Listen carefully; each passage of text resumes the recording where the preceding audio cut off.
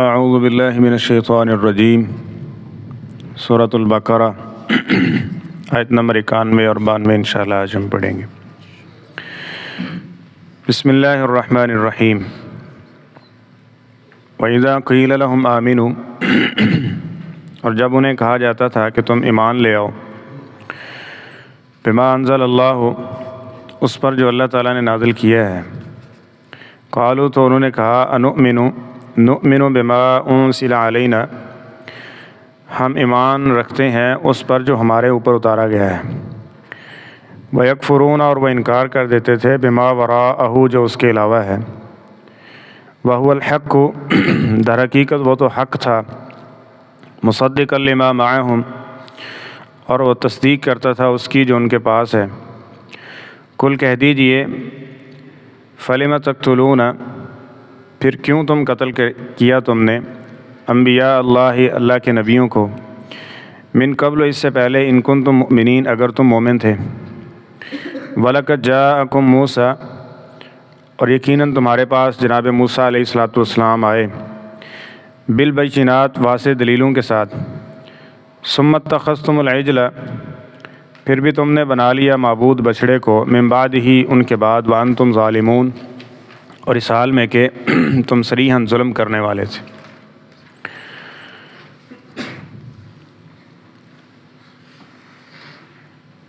گمراہیوں کے اسباب میں سے ایک سبب یہ ہے کہ انسان حق کو قبول نہ کرے،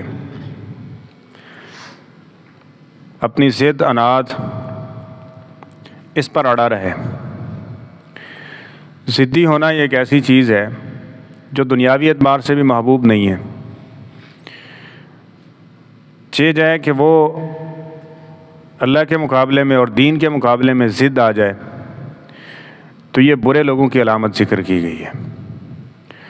اور یہود و ہنود ان کے ایمان نہ لانے کی جو ایک بڑی وجہ اور بڑا سبب بنا وہ یہی ضد تھی، حسد تھا، بغض تھا، یہ کہ یہ نبوت ادھر کیوں گئی ہے، بنیادی چیز یہ تھی۔ اس کے بعد پھر بہانے در بہانے یہ چلتے رہے۔ اور اللہ تعالیٰ فرماتے ہیں جب انہیں کہا جاتا تھا کہ تم ایمان لے آؤ اس پر جو اللہ تعالیٰ نے اتارا ہے، تو وہ کہتے نؤمن بما انزل علینا، ہم اس پر ایمان رکھیں گے جو اللہ نے ہم پر اتارا ہے، جو اللہ نے کسی دوسرے پر اتارا ہے وہ ہم مانیں گے، وہ نہیں ہم مانیں گے۔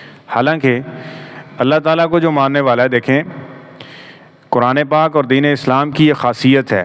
سورۃ البقرہ کے آخر میں یہ جو 2 آیات ہیں اس میں اندر یہی کہا گیا نا کہ جو کچھ بھی اللہ نے نازل کیا ہم سب کو مانتے ہیں، وہ اللہ کی طرف سے نازل، ہم تمام رسولوں کی عزت و احترام ان کے ساتھ کرتے ہیں۔ کسی کی بے ادبی، کسی کی توہین کا سوچنا بھی انسان کو بڑے گناہ کے اندر ملوث کر سکتا ہے۔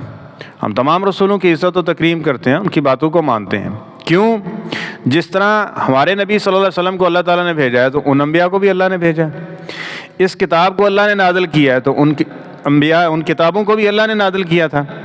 اب فرق صرف یہ ہے کہ سابقہ انبیاء کی نبوتیں اب منسوخ ہو چکی ہیں، اسی طرح ان کو جو کتابیں اور شریعتیں دی گئیں وہ بھی منسوخ ہو چکی ہیں۔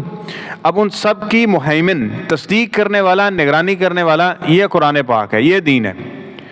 اور آخری نبی صلی اللہ علیہ وسلم، ان کا پھر واضح اور صریحاً یہ خاصہ ذکر کیا گیا کہ آپ خاتم الانبیاء ہیں۔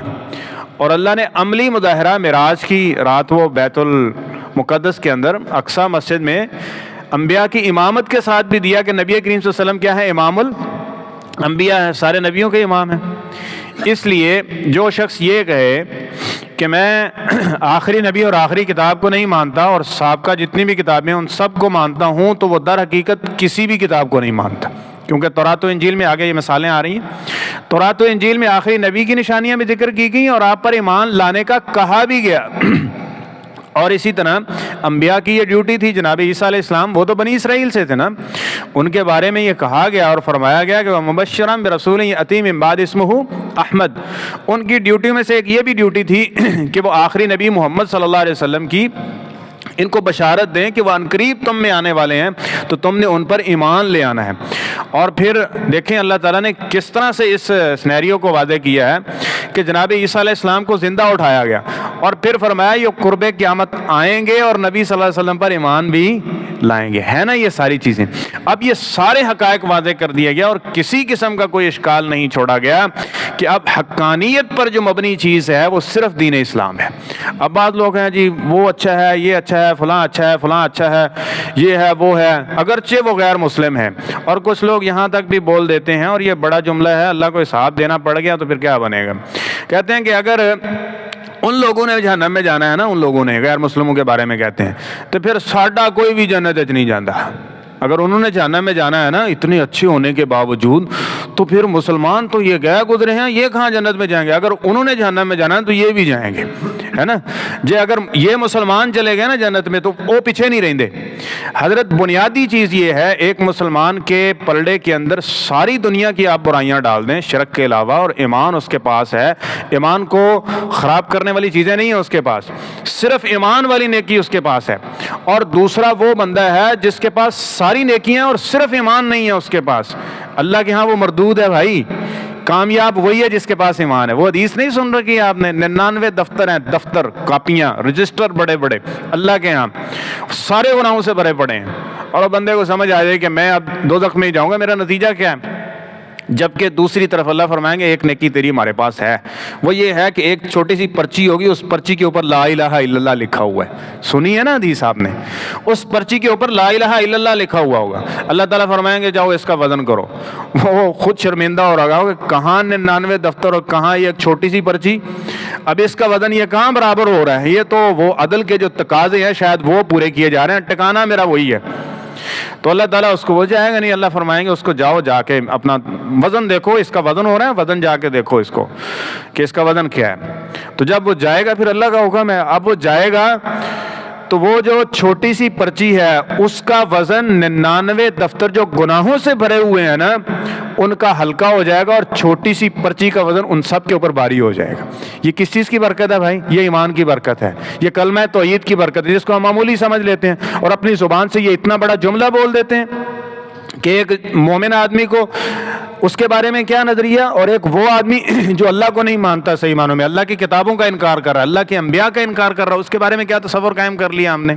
تو یہ دقیانوسی نہیں ہے حضرت، یہ دین اسلام کی تعلیمات ہیں جس سے ہم ناواقفیت کی بنیاد پہ بس اوقات ایسے جملے بول دیتے ہیں جن کا حساب و کتاب دینا بڑا اوکھا ہو جائے گا۔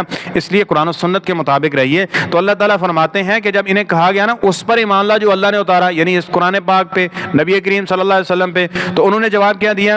نؤمن بما انزل علینا، ہم ایمان تو اللہ پہ رکھتے ہیں، اللہ کی کتابوں پہ بھی رکھتے ہیں، پر ان کتابوں پر جو ہمارے اوپر نازل کی گئی تھی، تورات، انجیل، زبور، دیگر صحیفے، ہم ان کو مانیں گے، اس کو نہیں مانیں گے۔ وَيَكْفُرُونَ بِمَا وَرَاءَهُ، اور وہ ان سب کا انکار کر رہے ہیں، یعنی جو اللہ تعالیٰ نے نبی صلی اللہ علیہ وسلم پہ آیات بینات یہ 30 پارے اتارے، آپ کی حدیث کی صورت میں جو وحی ہے اس کا، ان ساری چیزوں کا وہ انکار کر رہے ہیں۔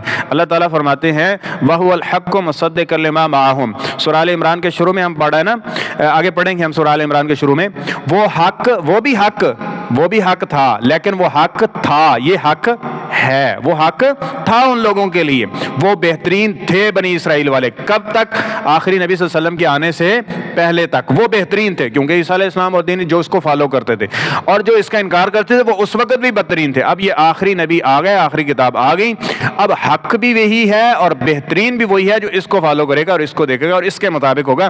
اب سابقہ شریعتوں کے مطابق فیصلہ نہیں ہوگا، اب اس شریعت کے مطابق فیصلہ ہوگا، اور فرمایا کہ یہ حق ہے اور اس کی تصدیق کر رہا ہے۔ اور یہاں پہ ایک اور چیز بھی ہمارے مسلمان، جس طرح نبی علیہ السلام نے پیشین گوئی کی ہے نا، ان فتنوں کو بھی سامنے رکھیں، ذہن میں رکھیں، جب یہ چیزیں ہوں گی نا تو یہ ذہن روشن ہوگا اور ان فتنوں سے انسان بچنے کی کوشش کرے گا۔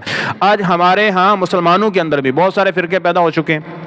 قرآن و حدیث کی جب تعلیمات ان کے سامنے آتی ہے تو ان کے سامنے بھی یہ جملہ نا تھوڑا سا پینٹ شینٹ کر کے نا اور الفاظ کے اندر بولا جاتا ہے۔ اب ان کو کہا جائے کہ حضرت یہ حدیث ہے، اس حدیث کے مطابق عمل کر لوں گا، تو ساڈے مولوی نے جو بتا دیا وہی کافی ہے، ہم اپنی فقہ پر قائم رہیں گے۔ ٹھیک ہے، حدیث یہ انٹرنیشنل میڈیا کے اوپر علل اعلان مفتیوں اور بڑے بڑے علاموں اور فہموں نے یہ لفظ بولے، انہوں نے کہا بات ٹھیک ہے، حدیث ہے، لیکن ہم، آپ جانتے ہیں نا، ہم فلاں امام صاحب کے مقلد ہیں، لہذا ہم پر اپنے امام کی بات ماننا ضروری ہے، حدیث کو ماننا ضروری۔ اب یہ ایمان ہے، یہ نبی علیہ الصلوۃ والسلام کی تعلیم ہے، اس کو آپ کہیں گے کہ یہ دین اسلام اور شریعت ہے؟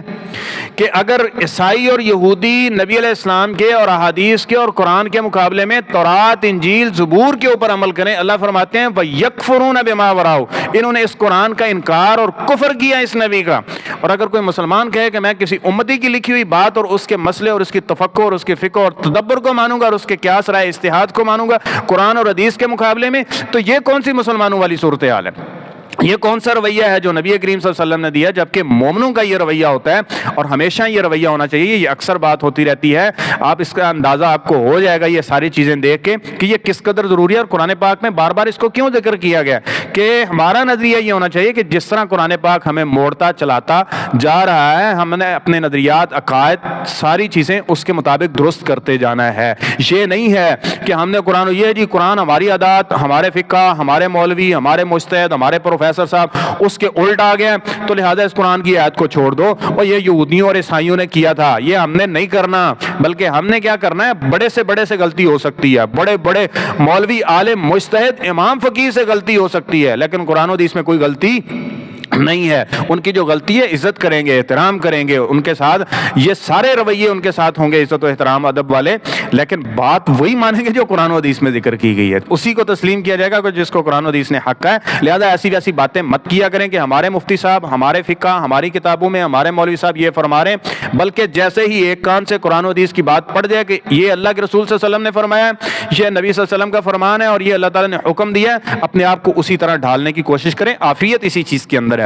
تو آگے اللہ تعالیٰ تھوڑی سی چیزیں یاد کروا رہے ہیں کہ اگر تم تورات کو مانتے ہو اور سابقہ دینوں کو مانتے ہو تو چلو بتاؤ فَلِمَ تَقْتُلُونَ أَنْبِيَاءَ اللَّهِ مِنْ قَبْلُ، کیا تورات میں لکھا ہوا تھا کہ نبیوں کو قتل کرو؟ تم کہتے ہو ہم نے تورات کو مانا ہے، کہاں تم تورات کو مانتے ہو؟ انبیاء کو تم نے قتل کیا، اب تورات میں ہی لکھا ہوا ہے کہ آخری نبی کو مانو، آخری کتاب کو مانو، تم کہاں تورات کو مان رہے ہو اور کہاں انجیل کو مان رہے ہو؟ فرمایا اگر تم مومن ہوتے نا تو کم از کم اتنا بڑا جرم تو نہ کرتے کہ انبیاء کو قتل نہ کرتے۔ اور اسی طرح فرمایا وَلَقَدْ جَاءَكُم مُوسَىٰ بِالْبَيِّنَاتِ، پہلے بھی یہ دین موجود تھا، پھر موسیٰ علیہ السلام تمہارے پاس واضح دلائل لے کے آئے، کس چیز کے؟ کہ تم نے غیر اللہ کی عبادت نہیں کرنی۔ اب یہ تو مسلسل چلا آ رہا تھا نا جناب ابراہیم علیہ السلام سے لے کے کہ غیر اللہ کی عبادت اور کسی دوسرے کے سامنے اللہ تعالیٰ کی صفات کو بانٹنا اور اس میں اس کو شریک کرنا، یہ تو کسی دین، کسی نبی کی تعلیم نہیں ہے، کسی کتاب میں اس کی دلیل نازل نہیں ہوئی۔ تو پھر تم نے یہ کیوں کیا کہ موسیٰ علیہ السلام 40 دن کے لیے وہاں گئے اللہ سے ملاقات کے لیے طور پر، اور تم نے اتخذتم العجل، ایک بچڑے کو معبود بنا لیا کہ یہ ہمارا رب ہے، یہ ہمارا خالق اور یہ ہمارا مالک اور یہ ہمارا رازق ہے۔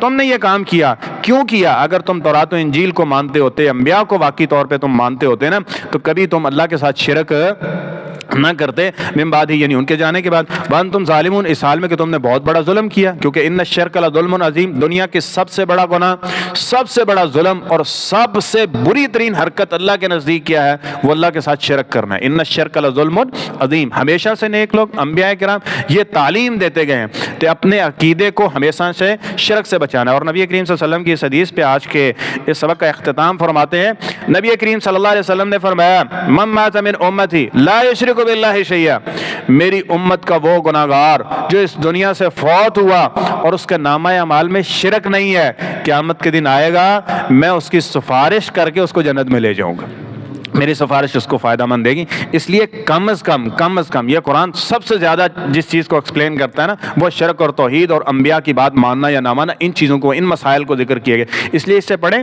جو جس کو قرآن پاک شرک کہتے ہیں نا، ساری مولوی بھی اس کو توحید کہیں، وہ توحید نہیں بن سکتا حضرت۔ قیامت کے دن مولویوں کے اصولوں کے مطابق فیصلے نہیں ہونے، یہ جو اللہ تعالیٰ نے نازل کیا ہے اس کے مطابق فیصلہ ہونا ہے کہ حق کیا ہے، باطل کیا ہے، شرک کیا ہے، توحید کیا ہے۔ اس لیے جس کو یہ توحید بول رہا ہے اس کو اپنائیں اور اس کو فالو کریں، اور جس کو یہ شرک لفظ بول دیا کہ یہ شرک کے زمرے میں آتا ہے، مشرکین کی یہ عادات ہیں، اہل شرک ایسا کرتے رہیں، وہ کسی بھی صورت، اگرچہ ساری دنیا بھی اس پر عمل پیرا ہو جائے، قرآن و سنت کو ماننے والا کبھی بھی اس پہ عمل پیرا نہیں ہو سکتا، اور اس کو نہیں ہونا چاہیے، کیونکہ قرآن و سنت کی تعلیم کے منافی جانے والا کبھی کامیاب نہیں ہے اللہ کی نگاہ میں۔ اللہ تعالیٰ ہمیں اپنے عقائد اور ہر قسمی جو معاملات ہیں وہ ہمیشہ قرآن و سنت کے تابع رکھنے کی توفیق عطا فرمائے۔